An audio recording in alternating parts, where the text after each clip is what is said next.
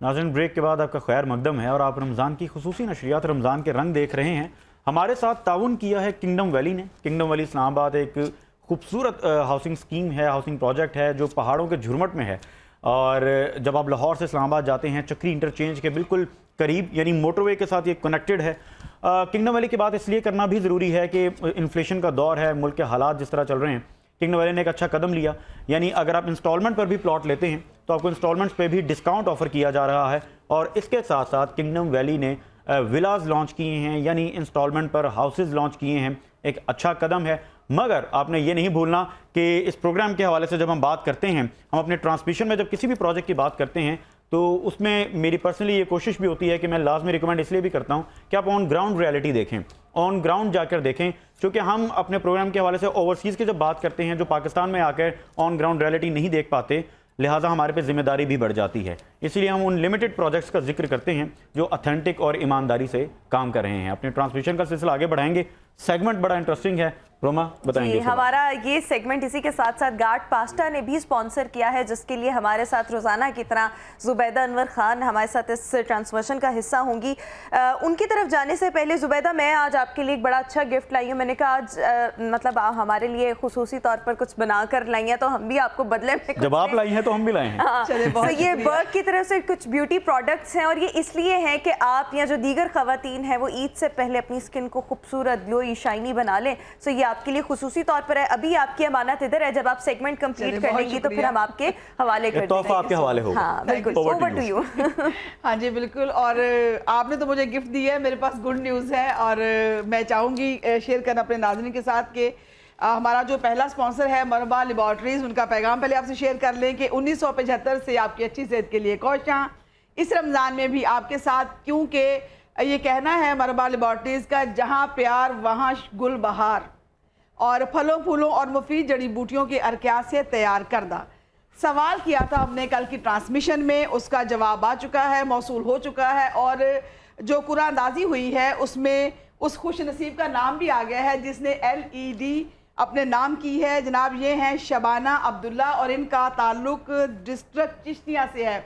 बहुत बहुत मुबारक, बहुत मुबारक हो जिनको, बहुत बहुत मुबारक हो शबाना आपको, आपने LED विन कर ली है और अल्लाह आपको नसीब करे। और आप दुआएं दें बहुत सारी। जो हमारा स्पॉन्सर है मरहबा लेबॉर्ट्रीज, ये आप देख रहे हैं आपके सामने, यहाँ ब्रांडिंग के लिए रखा गया गुलबहार आपको नज़र भी आ रहा है, और इनका जो पैगाम था आप तक पहुँचा दिया है मैंने। अब रोमा चलेंगे आपका फेवरेट जो है सेगमेंट कि आज की रेसिपी, और वो बना के दें असल में रोमा, इसलिए वो लेकर आई है आज। जी जी, मैं अगली बार यही करने जा रही हूँ कि आज की रेसिपी की सबसे अहम बात ये भी है कि आज की रेसिपी हमारे जो दोनों होस्ट हैं रिजवान भाई और रोमा, इनकी और इनकी टीम के नाम पे है। आज जो भी बनाकर लाए हैं जनाब ये एंजॉय करेंगे, आपको देकर शुक्रिया, जज़ाकल्लाह।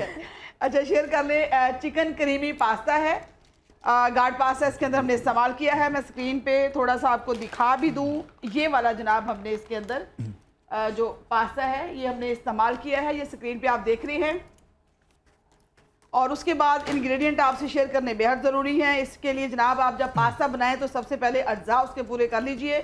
उसमें आप गाढ़ पास्ता लेंगे आधा पैकेट, पालक की 1 गट्ठी, चिकन ब्रेस्ट 2 अदद, टमाटर 2 अदद, लहसुन 4 जुए, पार्सले 1/4 और फ्रेश क्रीम आधी प्याली, मोज़रेला चीज़ इस्तेमाल होगी जनाब इसमें आधा पैकेट, काली मिर्च 1 चाय का चम्मच, लेकिन मैं कहती हूँ हस्बे जायका।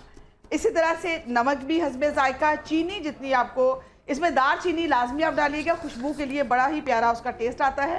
कुछ लोग नहीं पसंद करते तो वो ना डालें, लेकिन हमने अपनी रेसिपी में शामिल की है। और उसमें आप लेंगे जनाब, इसके अलावा जो है इसको आयल 3 जो खाने के चम्मच है इसमें शामिल करेंगे, और जो नमक है वो इसमें हस्बे जायका होगा।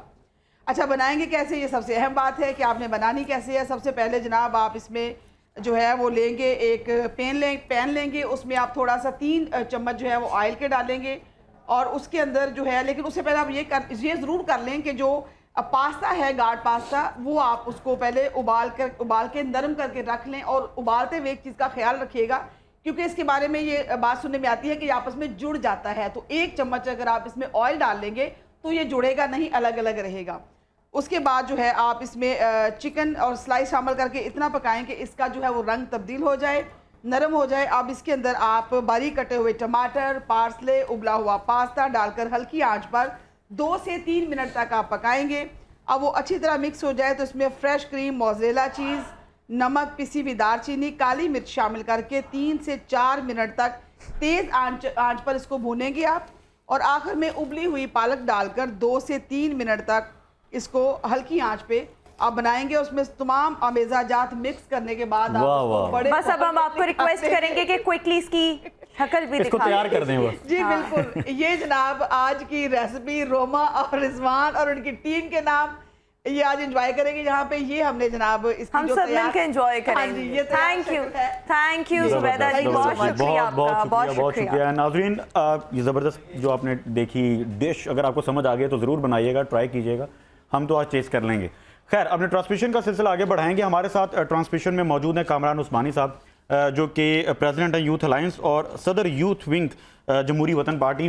कामरान भाई, आज बात हो रही है तालीम और तरबियत के हवाले से भी, नौजवानों के हवाले से भी बात करना चाहेंगे।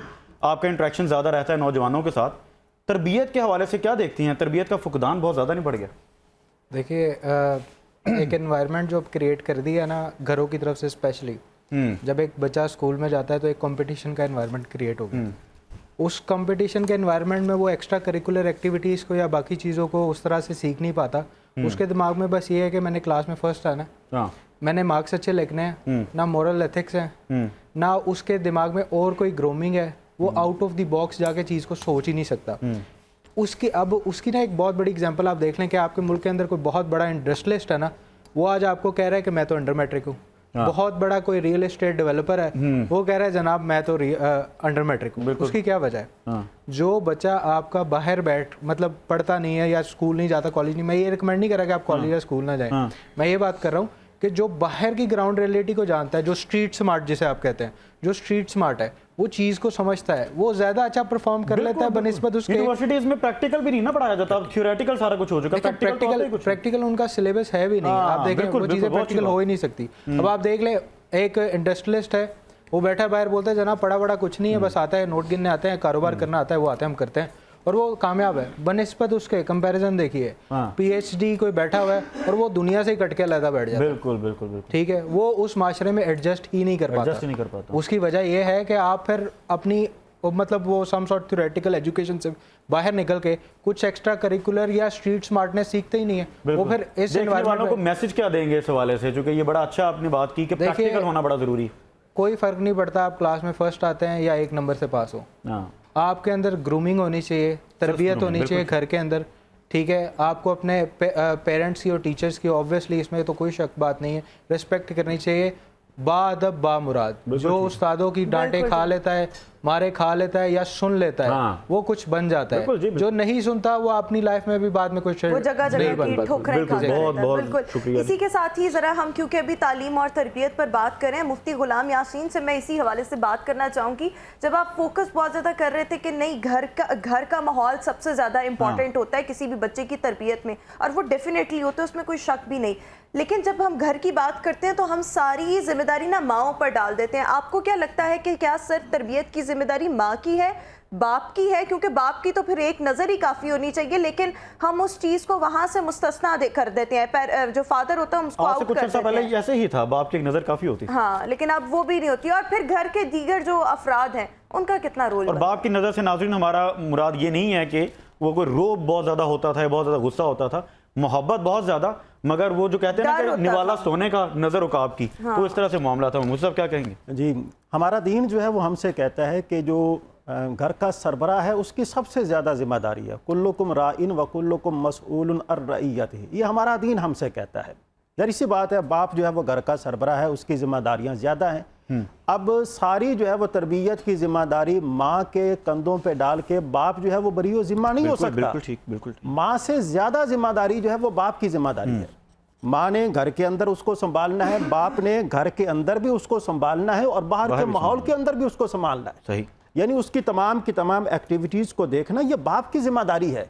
तो इससे माँ से बढ़कर बड़ा मकाम जो है वो बाप का है और बाप की जिम्मेदारी जो है वो ज़्यादा है, इसलिए कि हमारे दीन ने जो जिम्मेदारियां हैं वो सबसे ज़्यादा बाप के ऊपर आयद की हैं।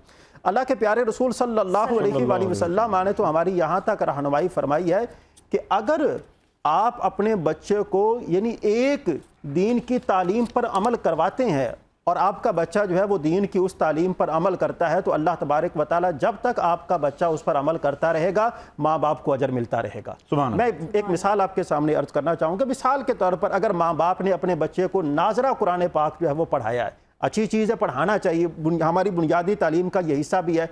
अल्लाह के प्यारे रसूल ने फरमाया है कि अगर माँ बाप इस जिम्मेदारी को अदा करते हैं तो अल्लाह तबारक व तआला इस जिम्मेदारी की वजह से माँ बाप के सगीरा कबीरा तमाम गुनाहों को माफ़ फरमा देता है। अगर माँ बाप बच्चे को नमाजी बनाते हैं, माँ बाप बच्चे को माँ बाप का फरमा बरदार खिदमत गुजार मुआशरे के अंदर एक मुहज़्ज़ब और एक अच्छा इंसान बनाते हैं, तो आप अंदाज़ा लगा सकते हैं कि अल्लाह तबारक व तआला की जनाब से माँ बाप को कितना बड़ा अजर मिलेगा। तो इस हवाले से देखा जाए, माँ की जिम्मेदारी भी है, लेकिन माँ की जिम्मेदारी से बढ़कर बाप की जिम्मेदारी है, और बाप को इस हवाले से अपना अहम किरदार अदा करना चाहिए। आपने बड़ी खूबसूरत बात की है कि बाप जो है वो इतनी सी बात कहकर ये तो आपकी जिम्मेदारी है, वो अपने आप आप ये देखिए मुफ्ती साहब के जहाँ पर औलाद और स्पेशली जब बेटे डी ट्रैक होते हैं ना, तो वो सारी जिम्मेदारी ना माँ पर डाल देते हैं, बाप भी डालते हैं, और इर्द गिर्द के जो लोग होते हैं, घर के बड़े होते हैं, वो भी कहते हैं तुम्हारी तरबियत है, तुमने उसको ये रवैया बिल्कुल गलत है। ये वाला रवैया हमारे दीन की तालीमात के खिलाफ है। हमारा दीन कहता है कि बाप घर का सरबराह है, बाप की सबसे ज्यादा जिम्मेदारी है कि पूरे घर को हैंडल करना, घर के तमाम अफराद का ख्याल रखना। बिल्कुल ठीक है मुझे, बड़ी ज़बरदस्त आपने बात की। और नाज़रीन, इस पर भी हमने बात करनी है कि माँ बाप के अलावा माहौल के कितने असरात होते हैं एक बच्चे पर। अभी आगे जाके बात